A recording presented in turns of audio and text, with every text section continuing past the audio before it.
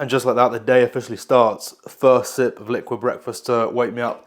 It's always a good feeling. Of course, that is a joke. Welcome back to the channel, mate. How are you? You good? Sound. That's what I like to hear. As the title suggests, day in life of an online coach. Me, myself and I, online coach, and I'm going to take you through my day, mate. Brace yourself. It's going to get exciting. Hopefully you can sense sarcasm. This space is getting a lot more popular now, isn't it? And when I say space, I'm talking about online coaching. Everyone seems to be qualified. Do you know the qualification? The qualification is gym membership, Instagram account, TikTok account.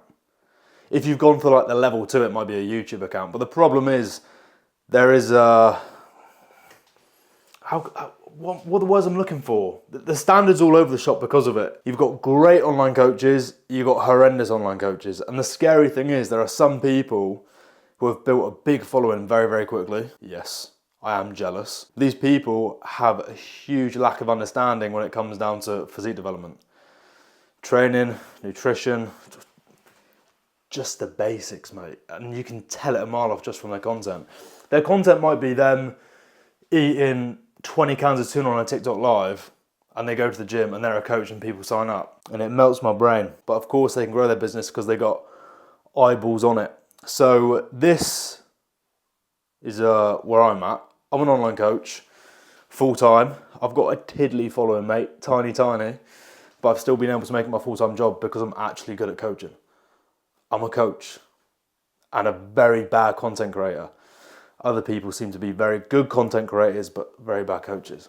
I wouldn't even say it's good content, it's just brain rot. Anyway, I'm rambling now. I'm gonna do a little dance and get to the office because I actually need to start working through check-ins. Work block number 1, 10 check-ins. Let's go you, baby. Bosh, you join me at the desk. I'll be spending my morning. I wouldn't have it any other way. Priority number 1, check responses. Today is a Thursday, so everyone who has a scheduled check-in day on a Thursday has checked in. Scheduled check-in days, unbelievably important. When it comes down to online coaching, if you want to give the best service possible, you need to manage your time the best you can. The way you do that is through organisation. So don't let clients check in on random days. Everything's flying around, it's a mess. Have scheduled check-in days. The way it works is, I've got a Google sheet of all my clients and their scheduled check-in days. The day before their scheduled check-in day, they sent a reminder on WhatsApp to remind them check-in day is tomorrow, and also make sure you check in by this time. So when I get to the desk, everyone's already checked in and I can just work through everything. Get back to everyone as soon as possible. If you want to give the best service, like I said, it's a game of organisation, but it's also a case of managing your workflow well. I know I work best with regards to check-ins in the morning. So I want everyone to check in. I don't want to be doing a check-in at 7 p.m. when I know this brain isn't too good then and I'm just giving someone waffle. I want to be able to give someone a response when my big brain is firing more cylinders, and that's between the time of 8 and 12. So that's when I work through check-ins. I ask everyone to get in their check-in by 8, so then it's just steady work through, mate. Beautiful stuff. The way a check-in works is I have everything up on the screen. So in front of me, I've got a Mac and a big screen. I know, bougie. WhatsApp on the split screen, Google Sheets on the split screen. I'm going through data, picking up on their comments, reviewing exercise videos and their check-in photos, and putting that game plan in place for the following week and explaining why, if adjustments have been made, the reason for that, and also if no adjustments have been made, the reason for that. These videos vary in length depending on what I've got to pick up on, but essentially once that client has received that video, they know exactly what they've done well that week, what they need to improve on, and essentially the game plan moving forward to get them to their goal. This laptop was fading in and out on the screen, so the lighting might have changed. I do apologise. But I'm gonna stop talking and get this done, mate.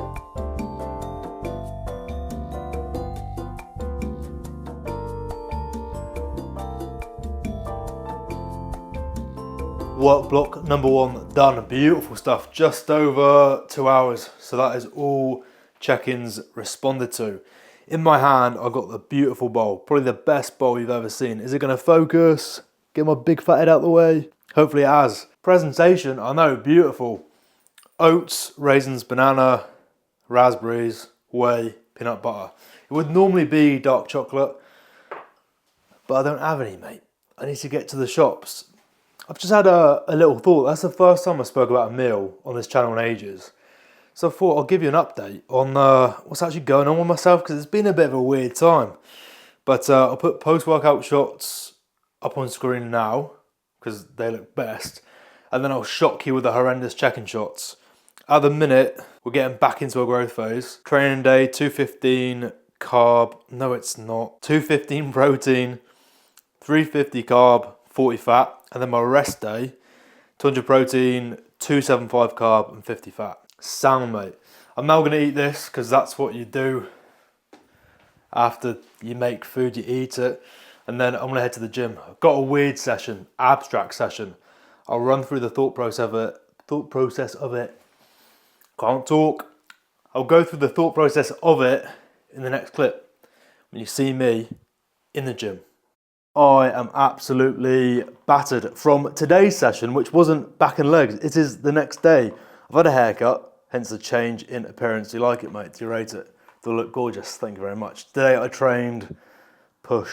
Yesterday I got around to editing this and it was way too late to talk over it.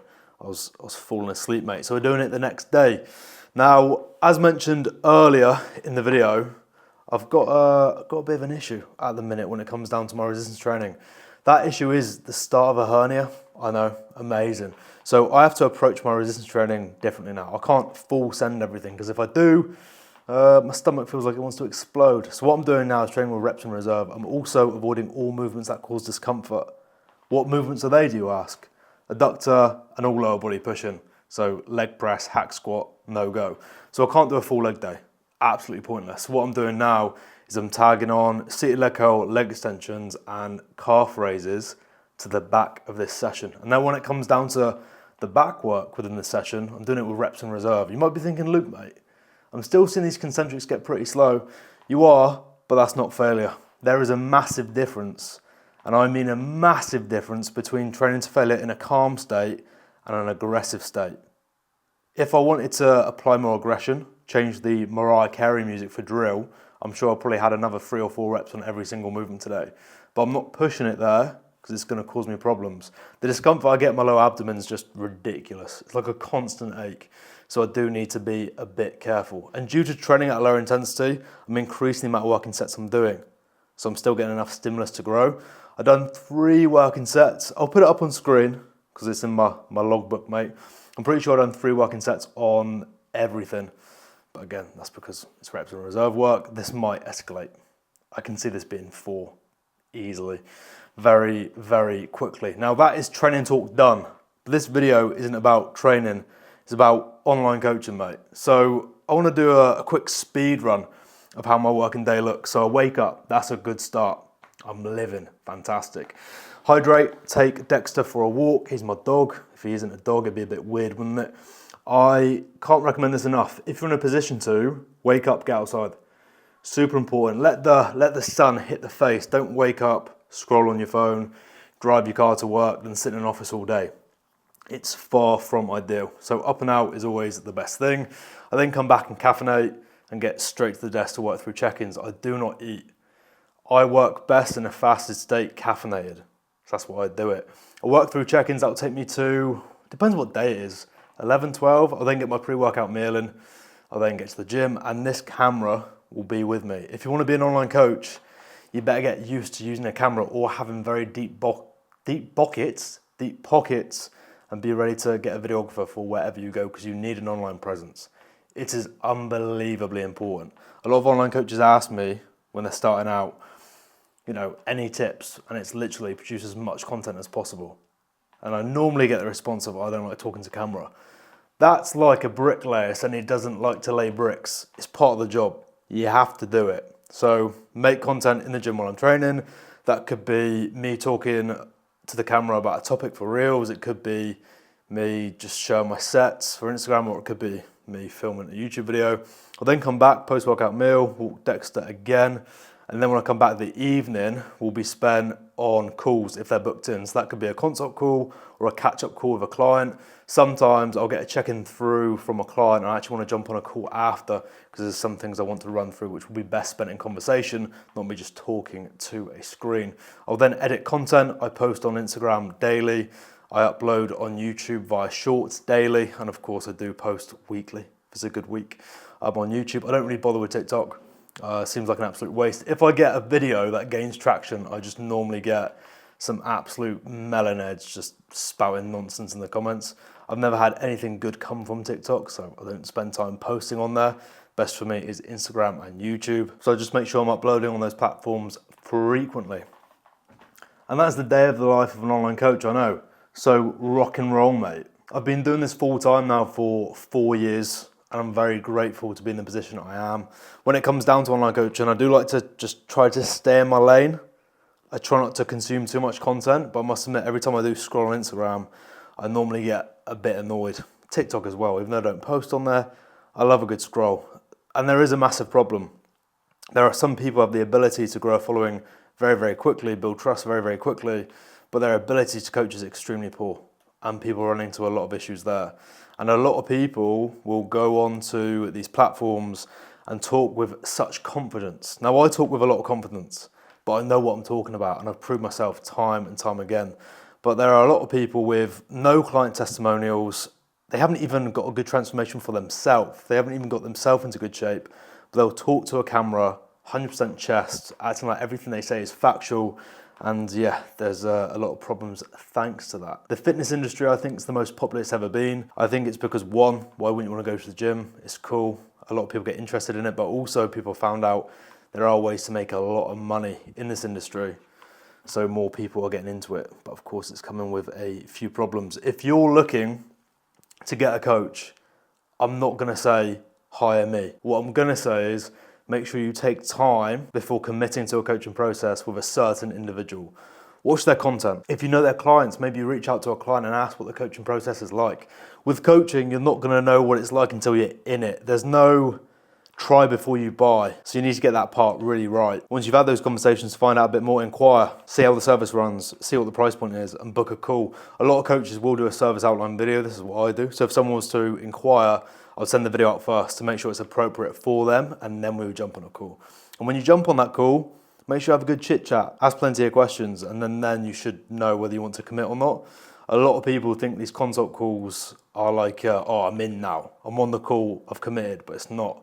Have a call, see if it's for you or not, and then go from there. With all that being said, I think in today's day and age, it's quite hard to get a bad coach. I must admit, yes, there are a lot of bad ones, but there are also a lot of good ones. As long as you do all those points mentioned previously regarding market research and how to find the right coach, you should be sound. You should be able to get the result you want while having a great time doing it. The only reason that wouldn't happen is if you choose a coach for all the wrong reasons. Those reasons being big Instagram or TikTok following, they look awesome, and they make entertaining content, because that says nothing about them as a coach.